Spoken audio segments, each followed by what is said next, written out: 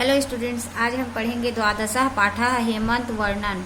इस चैप्टर में अरण्य कांड से लिया गया है और ये उस समय की बात है जब राम और लक्ष्मण वनवास में थे और सीता जी को रावण चुरा कर ले गया था। तो जब हेमंत ऋतु आया तो उस समय की सुंदरता को इसे इसमें श्लोक के रूप में अच्छे से समझाया और दर्शाया गया है।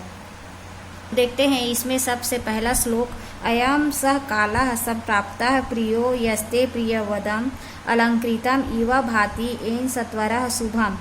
अब यहाँ पर राम लक्ष्मण जी से कह रहे हैं कि हे मधुर भाषी लक्ष्मण, मतलब अच्छा बोलने वाले लक्ष्मण, प्रिय यस्ते प्रियवदम मतलब प्रिय बोलने वाले लक्ष्मण, वह समय आ गया है जो तुम्हें बहुत अच्छा लगता है, जिसके कारण शुभ सत्वर वर्ष, जो हमारा साल है, शुभ सत्वर वर्ष मतलब ये जो साल है वो बहुत अच्छा और मनभावन लगने लगता है और सजे हुए की भांति सुशोभित होता है। अलंकृत मतलब होता है सुशोभित होना। तो इस श्लोक का अर्थ हुआ, हे मधुर भाषी लक्ष्मण, जो तुम्हें प्रिय लगता है वह समय आ गया है जिसके कारण शुभ सत्वर सजे हुए की भांति सुशोभित होता है। अब देखते हैं अगला श्लोक, निहार पुरुषो लोकः पृथ्वी सस्यशालिनी जलन्या भोग्यानि शुभको हव्यवाहनः। तो यहाँ पर राम जी हेमंत ऋतु का वर्णन कर रहे हैं जहाँ पर बहुत ठंड होती है।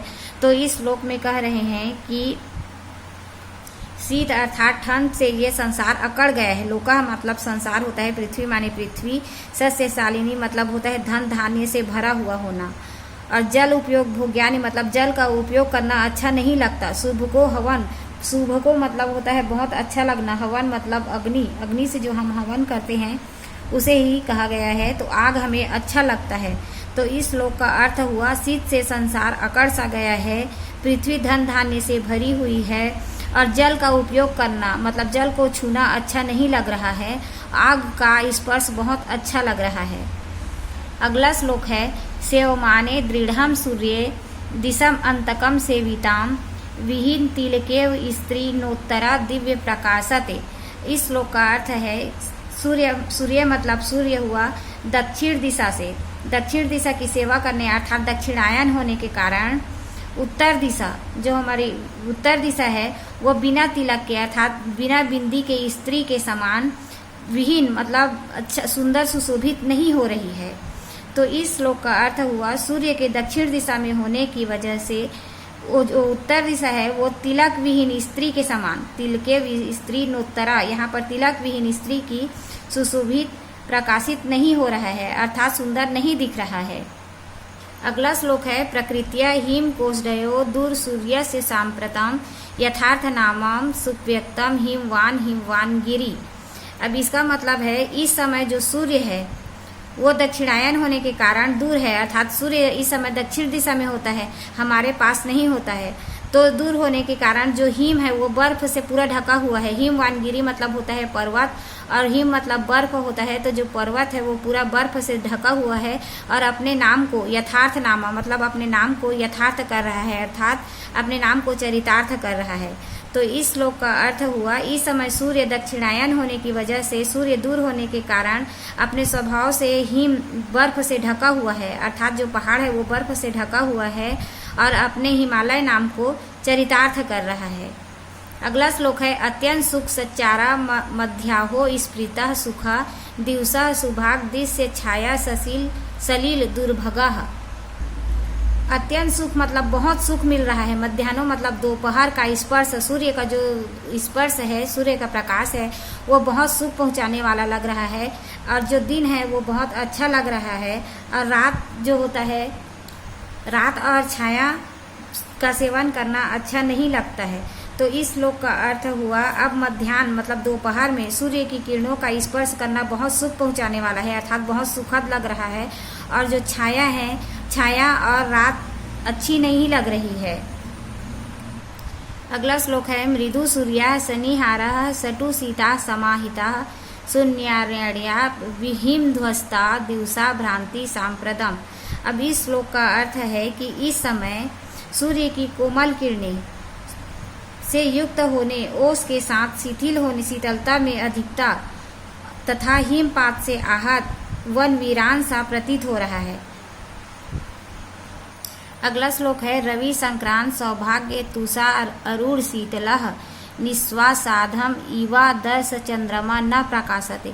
अब इसका मतलब रवि मतलब सूर्य होता है और संक्रांत मतलब उसका प्रकाश। तो जो सूर्य का प्रकाश है वो सौभाग्य से बहुत शीतल लग रहा है, अर्थात शीतल होने की वजह से उसका जो प्रतिबिंब है शीतलता से प्रतिबिंब चंद्रमा बर्फ मतलब जो बर्फ से ढका हुआ है पूरा हिम वो शीतलता व श्वास से अंधे हुए दर्पण की भांति प्रकाशित नहीं हो रहा है।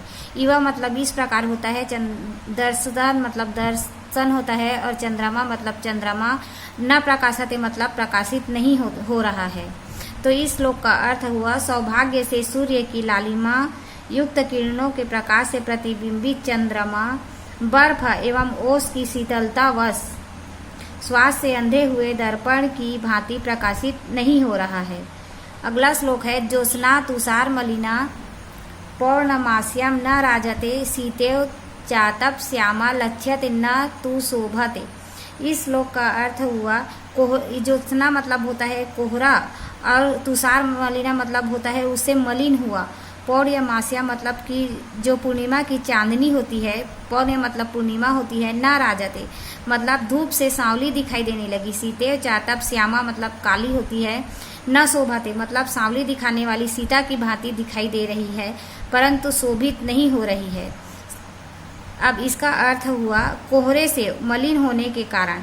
यहाँ पर है ज्योत्स्ना मतलब कोहरे से मलिन होने के कारण पूर्णिमा की जो चांदनी है धूप से सांवली दिखाई देने वाली सीता जी की भांति दिखाई तो देती है परंतु सुशोभित नहीं होती है, अर्थात सुंदर नहीं दिखाई दे रही है। अगला श्लोक है प्रकृत्या शीतल स्पर्शो हिम विद्ध सांप्रताम प्रवाति पश्चिमो वायु काले दुर्गिर शीतलः।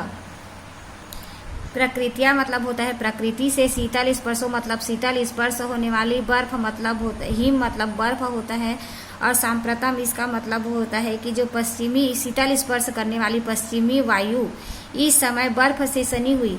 प्रवाती मतलब प्रवाती पश्चिमो वायु मतलब बह रही है पश्चिम वायु, काले दुर्गिर शीतला इसका मतलब है दुगनी शीतलता से बह रही है। इसका अर्थ हुआ प्रकृति से शीतल स्पर्श वाली पश्चिमी वायु इस समय बर्फ से ढकी हुई है और दुगनी शीतलता के साथ बह रही है। इस श्लोक का अर्थ है खजूर पुष्पाकृति भी है का मतलब होता है खजूर के फूलों की आकृति के समान।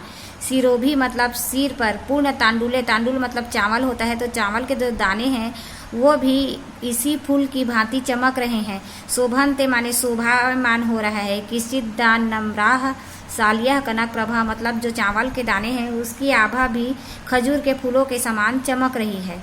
तो इस श्लोक का अर्थ हुआ खजूर के फूलों की आकृति के समान शीर्ष में पूर्ण चावल के दाने कुछ झुके हुए सुनहरी आभा के साथ धान के पौधे भी सुशोभित हो रहे हैं। हमारा लास्ट श्लोक है अश्वयात्मोनद्धा निहार तमसा वृता प्रसुप्ता इव लक्ष्यते विस्पुष्पा वन राजयः। इस श्लोक का अर्थ है कि ओस के अंधकार में जकड़े हुए तथा कोहरे के अंधकार में, निहार तमसा मतलब होता है निहार मतलब ओस होता है, तमसा माने अंधकार, वृता माने छाया हुआ। तो जो कोहरा है उसके अंधकार में छाए होने के कारण, ढके होने के कारण विपुष्पित मतलब फूल रहित जो वन होता है वहाँ पर जो पुष्प नहीं लगा होता है तो वो वीरान दिखाई देता है। उसी तरह वन का सौंदर्य सोए हुए के समान दिखाई दे रहा है। वन राज्य मतलब जो जंगल है वो सुशोभित नहीं हो रहा है।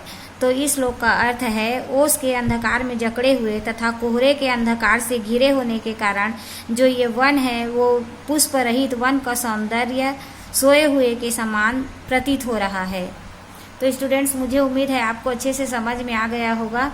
पसंद आए तो प्लीज़ लाइक कीजिएगा और चैनल को सब्सक्राइब कीजिएगा। तो मिलते हैं अगले वीडियो में। Thank you.